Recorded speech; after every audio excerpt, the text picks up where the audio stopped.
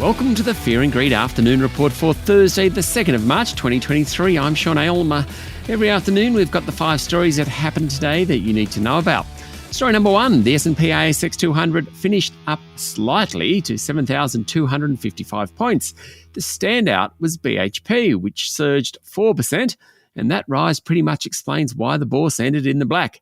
Rio Tinto and Fortescue also closed up 4%, while Woodside rose 2.2%. Otherwise, all the other companies in the top 15 went backwards. ANZ fell nearly 3%, while Commonwealth Bank, National Australia Bank, Westpac and Macquarie Group were all down around 2%. Wesfarmers and Woolworths both ended down around 1%, and Telstra was a bit of a star. It didn't move at all. Diversified miner South32 was best on the day, up 5%, while Nickel Industries, Mineral Resources and Whitehaven Coal all did well too. Lynas Rare Earths was the worst performer, down nearly 7%. Story number 2, the Reserve Bank will work with private sector banks on developing a central bank digital currency.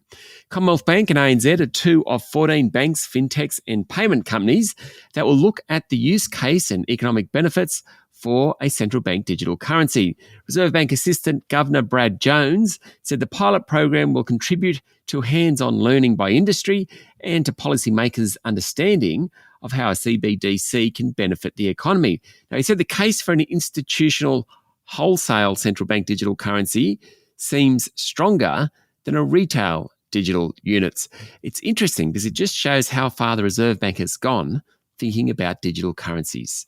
Story number 3, Assistant Minister for Competition Andrew Leigh wants the consumer watchdog to investigate restrictive terms in employee contracts that keep wages depressed.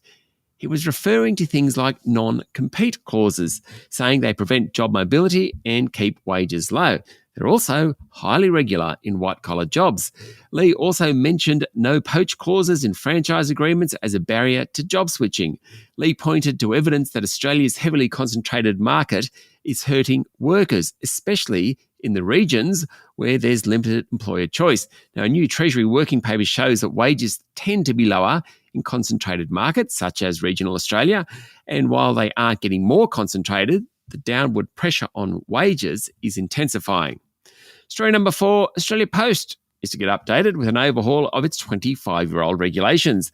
The government said Aussie Post won't be privatised, but definitely needs to be modernised, and that probably means not delivering letters 5 days a week and becoming a stronger competitor in the parcel delivery business. The group is expected to deliver its first loss in 8 years this financial year. And finally, story number 5, Tesla will cut assembly costs by half in future generations of cars, but Elon Musk isn't revealing when the manufacturer will debut a much-awaited affordable electric vehicle. Tesla held its Investor Day conference overnight, and more than a dozen executives, led by Mr. Musk, discussed everything from a white paper plan for the globe to embrace sustainable energy to the company's innovation in managing its operations, onto manufacturing, service, all sorts of things.